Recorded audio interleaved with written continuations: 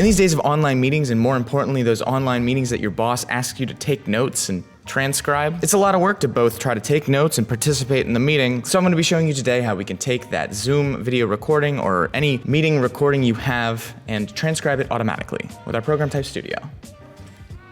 Type Studio. We go to our website, typestudio.co, and there you're gonna sign up for a free account. And once we're in there, we're gonna go start a new project, and this is where you're gonna find that video recording of your meeting, and you're gonna drag it and you're gonna drop it in so that it can upload into the program. All right, so once you get the video in there, you can see that on the left-hand side, you have all of the transcribed dialogue from the video.